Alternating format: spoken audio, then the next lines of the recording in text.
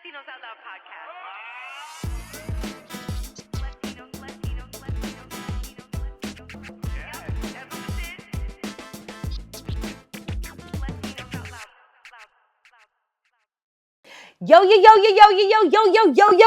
Yo, Puerto Rico, Santo Domingo, yo, this is crazy. Eloeleros, this is so crazy. It's like nonstop, loca in LA. This is like the most fun I've had in a really long time. They are rolling out the red carpet for Latinos Out Loud everywhere we go. We are still here at LA TV or LOCA TV. You know what I'm saying? Loca TV. Yes, this is so great. Now, LA has been really great to me. I am so serious when I say that. Like the warmth, the encouragement, the support. Like shout out to everybody who makes Latinos Out Loud possible, because this like evangelizing of Latinidad and the beautiful messages and stories behind it is really like resonating throughout the country. And when I come here and I connect with the listeners and like talent out here that also embraces the brand, it gets my heart warm and fuzzy like a peach, like a hot peach cobbler. Okay, I'm really touched and I'm really thankful and I'm really humbled. And yo, I just want to keep giving that support back out. It's cyclical. It's like, you know what I'm saying? It's like karma. Put it out, you get it back. All of that. It's beautiful. I have another guest for you guys. She is remarkable. Okay. She is doing so much. She's a model. She's an actress. She's a producer. She's a filmmaker. Like, she's unstoppable. She just celebrated a birthday. She's hot off the plane from Mexico. Please, standing O style, put your hands together for Eliana Reyes. Yay! I'm like, oh my God, I'm so flattered. Take it all in. I can go on if you'd like. Would you like more? No, it's okay. Okay, because I could say a lot more about this woman who's really doing a lot for us, for all of us, for Latinas, for Afro-Latinas. Wait till you hear about her show on LA TV if you don't already know about it. I also think you did something with NHMC as well, right? With the National Hispanic Media Coalition. I've been to a couple of their like events and stuff. Yeah. I feel like I've seen you in the mix. Yes. So yes, we're yes, NHMC kids. It's so much fun to have you. So when I made a stop at LA TV, I hit her up. I sent a DM. I'm like, yo, I have to see you. Last time I saw you was at the LOL Live event for Dominican Independence Day here in LA last February, 2023. So cool. I'm so glad you were in the audience. When I saw you, it also made my heart warm. Because like, enjoyed that. I see you on the gram, but I've only seen you in real life like 3 times. Like maybe 3 times, maybe twice. What's crazy is that the first time I met you was at NYLIF of like 2022. When you were the red carpet correspondent. I was the correspondent, but we were going to the after party and we were in the car. We were in Melvin's car and you just like jumped in the minivan. You were like, "Get me in a ride!" Yes. And you like laid across us in the minivan. That sounds like me. We're rolling. That sounds like loca. Yeah, that's very much me. And yeah, it's a great way to get to know people laying across their laps. You know what I'm saying? It's like, hey, how's it going up there? Yeah. Oh, wonderful. What do you do? Exactly. I love it. And we have so many mutual friends. We do. And all the friends that we have, like they talk so highly of you. Aww. So it was almost like I feel like I know you really well. You want to go on vacation? Like, where's your next vacation? You know what? I really want to go to Greece. Greece. That's on my list too, but I'm like Rachel LaBroca right now, so I can't do that right now. I gotta recover from my little investment. You're gonna call it an investment in my well-being. In you. Yes. I love that. Yes. You just had a big birthday. I did. Happy birthday. Thank you. Guys, sing happy birthday to her. We can't hear you, but go ahead and do it. We'll wait. Cumpleaños feliz. Very good. That was in unison. Did you hear that? I heard it. It was beautiful. Okay, we have so much to talk about in so little time, which is usually the conundrum that I face doing Latinos Out Loud. Like, these episodes are quick, if you ask me, because I could talk to her forever. We were just talking forever behind the scenes. I'm like, we got to start the episode. We have to stop so we don't, like, forget the gems we want to drop for the interview. Yeah. So many gems. Okay, like, feliz cumpleaños y te deseo mucho más. Gracias. And good health. And keep that glow, because ella bronceada de Mexico right now. Yo, you looking fly with that emerald green, that contrast, with little green mascara. Yo te veo bien, chica. Yo, this is so lovely. Talk about your show here at LA TV, because you produce some shows, then you have your own show. Please discuss, tell the LOLeros where they can find you here on LA TV. Yeah, so, you know, it all started when I moved to LA, which was like a little over two and a half years ago. Okay. I was invited to come audition to be one of the hosts for a show called Latinidad. And then I did get the hosting spot. And so I started hosting it, and which was like very weird for me because I spent a lot of time in the Midwest. So when I went from born in New York, was raised like in Puerto Rico, DR, and New York, kind of going back and forth between the three. And then I landed in the Midwest. Minnesota. Minnesota. Wow, Minneapolis. go Timberwolves. Okay. Yep. And so I was starved, right, of like Caribbean Latinidad. And then I realized that I was a very different Latina because outside of New York, outside of Miami, outside of Puerto Rico and DR, people didn't see me as Latina. Like, I would literally have Latinos be like, oh, tú eres muy negra. Oh, tú, ¿cómo tú hablas español? Or, you know, I'd go to like a Latin night. They'd be like, oh, ¿cómo tú sabes las canciones? And I'm like, son mis canciones. What you mean? Like, it's my blood. So it was like that cultural shock. And then, you know, I realized that, you know, because for me, like, you know, we know we're Taino, Black, and, you know, and Spaniard or Portuguese, depending on your ancestry. Mestizo, una mezcla de todo. Sancocho. Pero lo que sí me di cuenta que cuando llegué a Midwest, you know, al Midwest, my features, my, you know, my hair, when it's like day 3 curls, it's pushing 4B, like my curls get really tight, it's froey. And I never had to be like, oh, you know, like I'm Black, because to me it was a given. But then it was like when I got to the Midwest, I had to be like, oh yeah, I'm Latina, but I'm Black, but I'm a Black Latina. You know, have you ever heard of Dominicans? Have you heard of Puerto Ricans? We come in all different colors, all different hair textures, and it was like a big thing. Yeah. And so the Black American community really took me in the Midwest, you know. So when I got here and I got a chance to talk about Blacktinidad, which is exactly what I had went through in the Midwest, I was like, yo, this is perfect.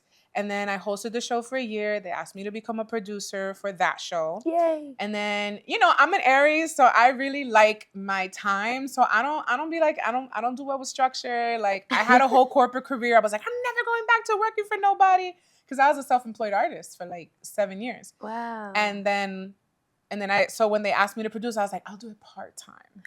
Because Titi likes her time. Okay. You know? What kind of artist? Elaborate on that for a sec. So I modeled, I acted. I'm also a vocalist. I don't talk about it a lot. Yeah, I was like, you sound like you have a good singing voice. I used to sing bolero. I used to sing in a salsa band. Ay, mija. Yeah, I love boleros, like a cortavena bolero, you know? Ay, mija. Like, is my favorite. You're a Renaissance woman. I am. Now I own it. Before I used to be kind of like, I don't want to say ashamed of it, but a little ashamed, because I grew up in an era where it was like, no, tú tienes que enfocarte en una cosa, one thing. And you could only be that one thing. Yeah. And, you know, and then as a woman, how dare you? And then as a woman of color, how dare you? And then as a big woman of color, how dare you? How triple dare you? You know what I'm saying? And I was always like, no, I'm a filmmaker, I'm an actor, I'm a this. As a woman of color, as a big woman of, I would always say as a fat woman of color, like, how dare I, right, take on these multiple roles. And I really had to do some like inner work to be able to be like, Eliana, you're never gonna fit into nobody's box. You're always gonna be, since you were a little girl, you've always been dancing, cantando, bailando, dibujando, actuando. You've done it all. I even used to put my muñecas on a line and act like I was Oprah or Christina and host my little shows in my bedroom, you know? So I'm like, what's so bad in just like embracing all of these roles? I think the important part for me is that what's at the core of it is always storytelling. Yeah. It's always amplifying the voices of the disenfranchised, telling my stories, helping others tell their stories. So as long as I'm honoring that, I feel like I'm within my purpose. And that can be acting, it can be writing, it can be filmmaking, it can be producing. So that really gives me the liberty to own these titles, but to still stay aligned and focused in what I believe my purpose is, which is to storytell and help others just be their best, heal and be their best selves by sharing their truth. You know? Tan bella. I feel like exiting and just giving you the floor. I don't need to be here. No, this is your show. I don't need to be here. No, but I want to just give you my show for now, because like I can hear you talk forever. It's not your show if you're not in the show. It's your show. I get it, but I really want to just hear you talk. So maybe I'll keep my questions short and then you keep your answers long.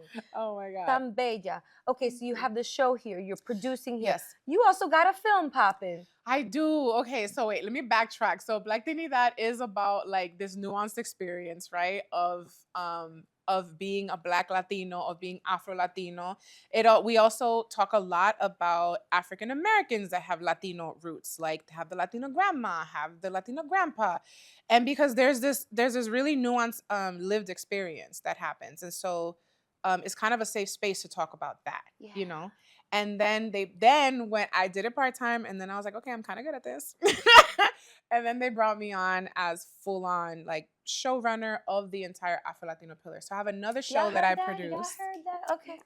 So I have another show that I produced called Shades of Beauty, which is Mhm. also my baby. And that one is really beautiful because we get to talk about all things beauty, image, fashion, wellness, lifestyle through the lens of identifying as women of color, Oof, you know, I love that. which is also a nuanced experience when you get into the beauty world, you know. Absolutely. Yeah. So I've been working on that, and then I've experimented with filmmaking for years. I did a short film series back in Minneapolis just because, as a commercial actress, I never had an opportunity in the Midwest to lead in a film or to be in a film because there were no films where I could act because they either wanted a very like, you know, African American experience or a very white experience. And then the Latino experiences didn't include me. Mm.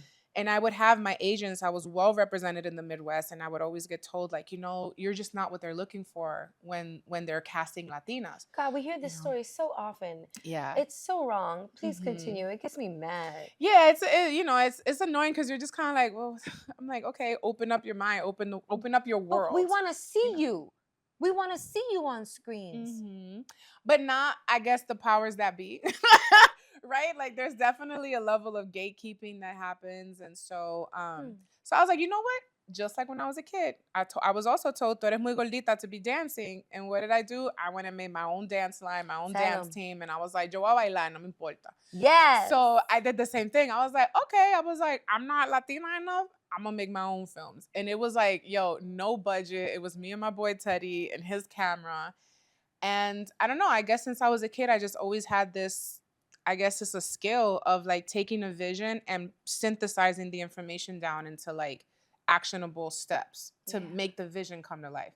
So I just put all that into practice, and I did a short film series of like 3 short films. They're very emotional. I didn't have budget for audio, so there's no dialogue.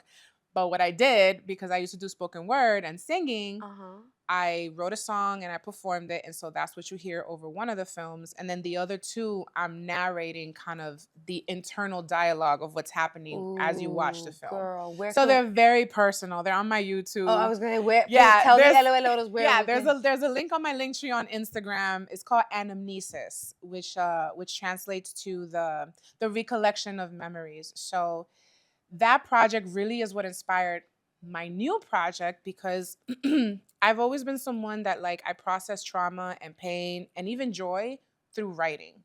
And whether it's journaling, dump writing, creative writing, whatever it is, like I have to put it in a safe space that I know it just lives there. You know what I'm saying? Yeah. And so those 3 films are based on real life events in my life that I feel changed me at a like cellular level. You know, like all of us have things that happen or that we witness or that we're part of, whether they're good or bad, that kind of change who you are. Yeah.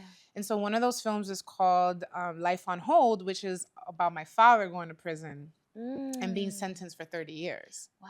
When I was 12. And that's the reason I ended up in the Midwest, was when he went to prison, everything kind of went crazy. And so we ended up in Minneapolis. So after I did that expression and I realized how big of a part of me that is, I was like, this is the biggest story of my life. I literally exactly a year ago in the studio, I did a screening of that short film. And I had gotten the call the December before, and we realized that our father was going to get released early. And so I had talked to my brother, and I was like, oh my God, this is like the biggest story of our lives. I'm a storyteller. I don't feel like I can call myself a storyteller if I don't do something with the biggest story of my life. Right. Be true to yourself and your family. And... Yeah. So then we went to DR. We filmed as best we could. Again, you know, when you're filmmaking on a budget. Yeah. Sometimes there is no budget. There's no budget. Sometimes you're just calling in favors. Sometimes something is just so important that you have to create it, even if it's not at this gate-kept industry standard. You know what I'm saying? Could you tell us more about why your father was incarcerated? Yeah. So, his case is a little complicated. He moved weight like a lot of people did to survive in the 80s and 90s. But there was some complications around what he actually did and didn't do. But he basically was the person that they were able to like make an example of. So they were able to build this case and charge him with RICO enterprise. And so it just is, he ended up paying for a lot of things that he didn't do, and so, which is why the sentence was so excessive. And he's been, the whole time, he's always talked about how there's discrepancies in this case. He was extradited from Dominican Republic to United States, which is very rare. Yeah, That hadn't happened in, I don't know, something crazy like 70 years or something like that. Oh my gosh. So it's a high level case. I don't really talk much about the legalities of the case because I feel like, there's just so much that I would love for after we put out this documentary that I made, which is more based on what I know of and what I'm sure of, which is how it emotionally impacted us, the siblings, and what it was like for him. And then what's the journey to forgiveness and to reintegration. How many brothers and sisters do you have? Through him, I have, let me see, it's like 7 of us. El DH. Yeah, Dominicano thing, I understand the story. Yeah, and so, but my brother Max and me, he's the only one that I share both mother and father with. And so he's also kind of in the industry, and we just decided that, when we got the call that he was going to come out, we were like, we should document this and then I was like, all right, I'm going to put it together. I'm going to direct it. And we're going to make it a film. Wow, so that's what it is. Yeah. It's called Vida Nueva. It's been a labor of love. It's like telling your own stories in such a vulnerable way. And then experiencing the reintegration at the same time as I'm still working on the film has been wild. Been wild. And then taking on the show running job here. Yeah. And then still smiling, right? Because I got to show up and smile, and I got to, and be the light, and yeah. So you are a beacon of light. It's been a lot. That beacon was tired. I was tired, boss. So I literally had to be like, okay, I need to. So this opportunity came for me to do a voice of God job, and this company reached out to me, and they're like, hey, we got referred to you, and they're like, this is happening in Cancun at the resort. We'll fly you out. We'll pay you and fly you out and pay for your estadía. And we just need you to in the event, say the people's names that were awarded the awards and whatever. And I was like, oh my God, this is like 2 days before my birthday. I'm like, how I'm gonna make this a vacation? So I kind of planned, so then it's cool because the vacation kind of got paid for, by itself. That's amazing, and you deserve all of that. So I took a break. I took a little break. I wish I could take 2-3 months break, but capitalism don't work that way. No, it doesn't. You know what I'm saying? How are you feeling? Because you're just back to work today. We just happened to be here at LATV offices, and this really worked out. Wow, I appreciate you being so open right now. Yeah, okay, I have so many questions. God, where do I go? Yes. How are you feeling? How's your heart? How's your mental right now? Where are you at? I feel good now. I think this time last year was the worst of it, and I felt it. It kind of blew up in my body. I got, I'm not, again, I've been a big girl my whole life, but when something's off, and like it got to the point where it was getting hard for me to get up. I was having like weird heart palpitations, I was not well. My hair was shedding. My stomach kept growing and getting bigger and bigger. There's some pictures. I'm like, I look fabulous. And then I turn to the side and it looks like I'm 9 months pregnant. And I started through bringing a guest doctor, Dr. Kendra Segura, she's an Afro-Latina doctor based here out of Compton. She's really passionate about women's health. So I had talked to her about some stuff that was going on. And so eventually I changed my care to her. And she's the one who was like, listen, this is what's going on. Your cholesterol is out of whack. Your visceral fat is out of whack. Oh my God, girl. And then something was going on with like my women's health. And then I'll be very open because it's something I want to talk about publicly. Come to find, I was diagnosed with stage 4 endometriosis, which is like very painful. explains so much. I'm like, Yeah. diablo, like this makes so much sense. Yeah. You know what I'm But saying? you got this diagnosis late in life. Super late. So you've been suffering with this. I know a lot about this. I have PCOS, polycystic ovarian syndrome. It's like the evil cousin. Yep. Yeah. And yeah, and so that really kicked me into like, coño, yo me tengo que cuidar. See? And then, you know, at 39, getting that, no. Not yet. Not Okay. yet. Not yet. This is good that you got this diagnosis. Now continue. Yeah. So getting that that diagnosis at 39, when, you know, and it was like, I didn't realize that I was operating nonstop like that with so much going on in my body, because I've been trained as a woman of color, as a Latina, as a Black woman, as a woman in the industry, to just keep going, keep going.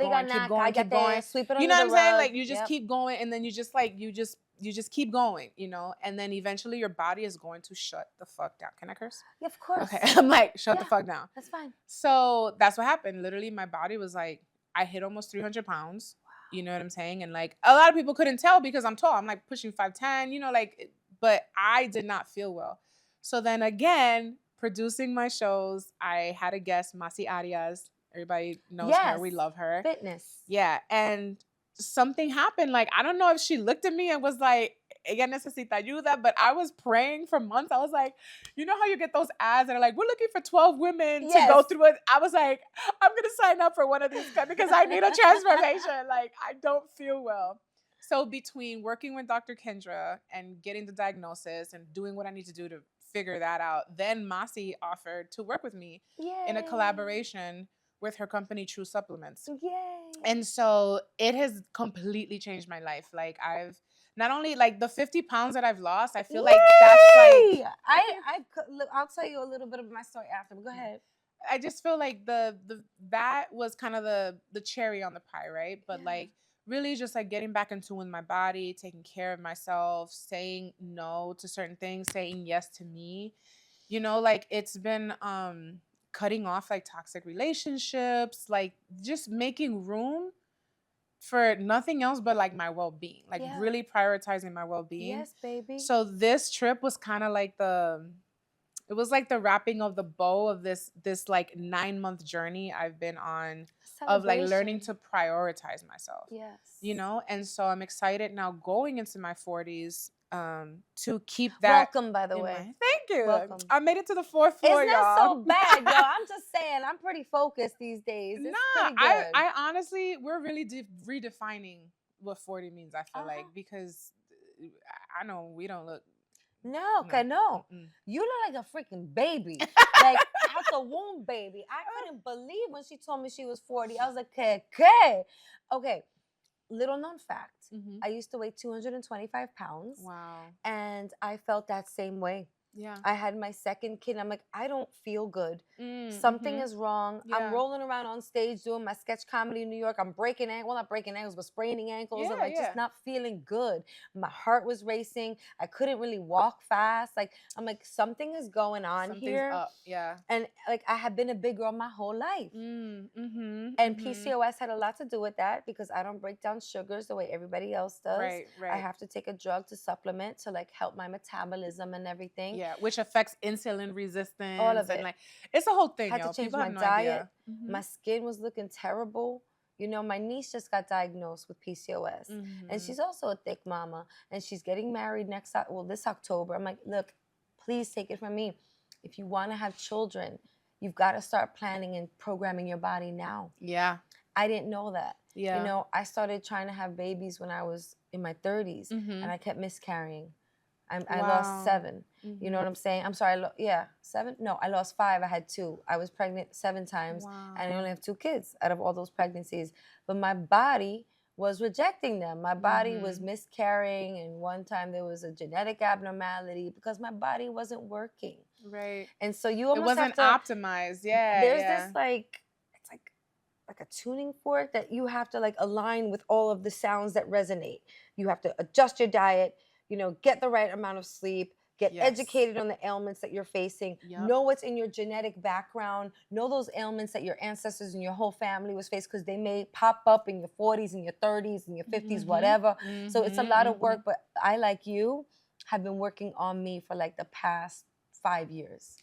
Yeah, and that I feel like, listen, if at first I was kind of, I'm not gonna lie, I was really upset at the medical system because this could have been caught Why they didn't years tell us? ago. Why they didn't tell us? This could have been How caught. many Like, times I I went to the freaking can't tell you gynecologist? how many times I've had that damn camera probe Thank you. up in my vajayjay. And nobody said nothing. And nunca nada, you know. And it How? took for me How? to get to Why? this point. It took for me to be, you know, like spotting, like just crazy stuff, to be like, oh, something's off. You know what I'm saying? I was in the hospital. Like, I would go to the hospital for menstrual cramps. Like, you know, like, and I have a very high tolerance for pain. I've had major knee surgery, major back surgery. Like, I Baby, compartmentalize pain. girl. So it wasn't until like I literally felt like I was gonna pass out. I went to the hospital here in LA, and then it was really scary because I was like, damn, like my mom's not here, my tias aren't here. You know what I'm saying? Like, I'm like en el hospital aquí, like what's happening? You know? And thankfully, I found Dr. Kendra. Thankfully, I found Masi, and I have been following Masi for years. So it's just, I still kind of pinch myself, and I'm like, you know, we've developed such a beautiful like sisterhood and friendship, and like I just appreciate everything I've learned from her, and I'm super proud of her companies and her brands because it really has changed my life, you know. I am so And happy to hear all of this. There's this whole like we need to talk more about women's reproductive health, and ugh, we need to do a whole episode around like you know mhm, yeah, gynecology and stuff like because that. But it matters. I feel like I can't talk about filmmaking and the process. It's creating is such a vulnerable thing.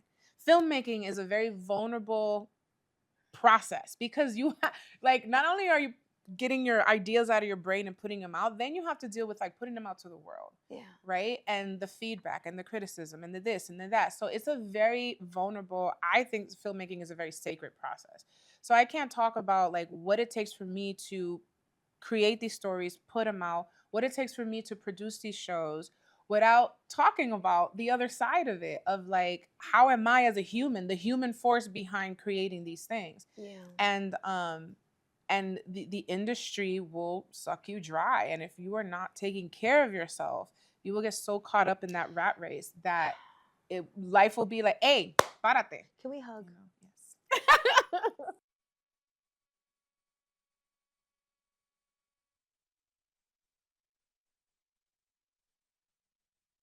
Didn't know. Yeah, we're connected.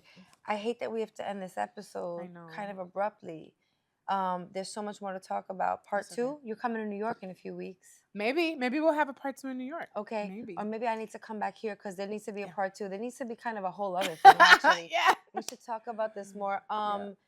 I'm blown away, and I'm thankful for all of your openness and vulnerability you. and sharing your stories with us, because Thank there are you. going to be so many people that you touch. You've probably touched a whole abundance of people, but like you've really touched me today, and I know that you're going to really touch these LOLeros that are listening and watching right now. Tan bella. God bless you. Thank you, Can you guys. tell Thank everybody you. where to follow you and plug the shows again? Yes. So if you go on my Instagram, it's I am.Eliana Reyes. You will find my link tree there. There's a link to the channel that I manage here at LATV called LATV Roots. That's all things Afro-Latino. And then you'll also find the link to my film page, Vida Nueva, on Instagram as well. And we'll be putting out the official trailer soon. And we'll be entering the film festival run this year Whoop, as well. whoop. So we're already submitting. And so yeah, I can't wait to just celebrate Instagram. with I ain't got time for TikTok and all that stuff. I I'm know trying, there's so but much, I don't. the X, the tax, the Yeah. stuff, and I'm like everything. Instagram. Me buscan en Instagram y ahí tienen, ya me tienen. It's Punto. perfect. You guys, I mean, this has been so beautiful. I love these episodes, these kinds of episodes, because I leave like on clouds with harps playing in the background. Like, it's just really, you know, it validates what we're doing here. It helps. I know it's going to help others. You are educating people at the same time. It must be therapeutic for you as well. Yeah, I could talk about it now without crying. All of Yeah. it, you know. But like, Same. it's There was a taken period while, that I yeah. couldn't talk about my pregnancy loss and my decay infertility and like my PCOS without like busting into tears. It was Yeah. really hard because I was angry. Yeah. I was angry at doctors. I was angry at reproductive endocrinologists that literally told me my oven was broken. Like, you know, made me feel like less of a woman. But here we are. We are women. Hear us roar. This has been another episode of Latinos Out Loud. Please continue to follow us at We Are Latinos Out Loud. You can follow me at Rachel La Loca. Give us a call, 978 Latinos. And please subscribe to that YouTube page. We are in the building on the YT. And it's some really great content. You get to see Eliana's amazing green outfit. Like, I'm still amazed. Like, everything matches, you guys, down to the lashes. Like, she got the green. It's so fun to watch. It's like St. Patrick's Day all over again, and I'm feeling very lucky to be next to her. No, I'm stop. I'm gonna give you such a big hug and kiss when we get off camera. Thank you so much for tuning in. Thank you to LATV for opening up their casa de nosotros we are out here from NYC and really rolling out of the carpet for us. On that note, we out. Bye.